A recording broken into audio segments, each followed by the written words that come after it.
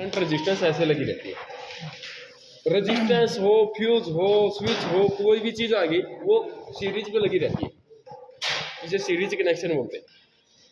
अब यहाँ पे क्या है, अगर मैं यहाँ पे एक एमसीयू को बैठा दूँ,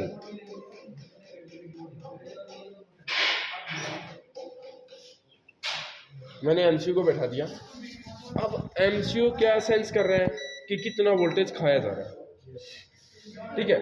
आपने एक हॉर्न चलाया, यहाँ पे एमसीयू को मिला कि एक वोल्टेज यहाँ पे इसके पास कंज्यूम हुआ मिल गया। आपने क्या किया, दो बल्ब लगा दी,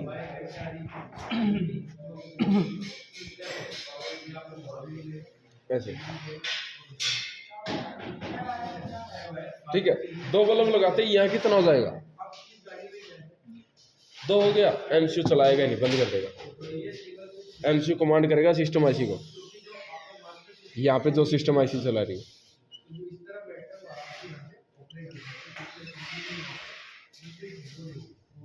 सिस्टम आईसी को चला रही है।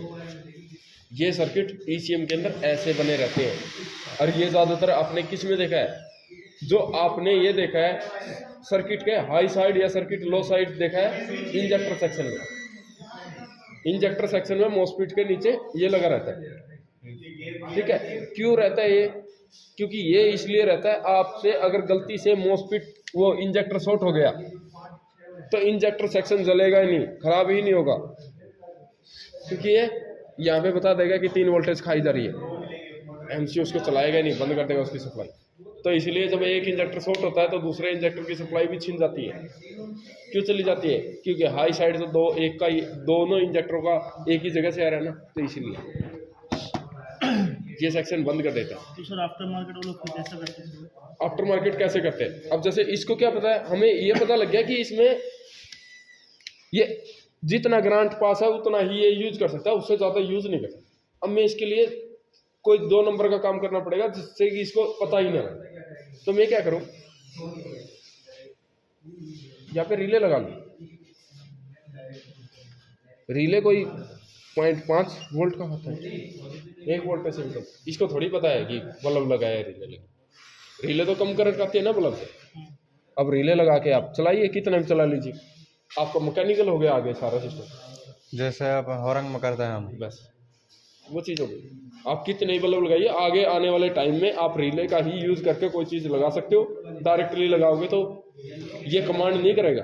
अगर किसी कंपनी ने कोई बिना सर्च किए कोई सिस्टम दिया जिसमें सेंट नहीं दी, मान लीजिए आप ये सोचते हो देना ही क्यों है इसको, सेंट को मत दो, डायरेक्ट सिस्टम ऐसी जलेगी।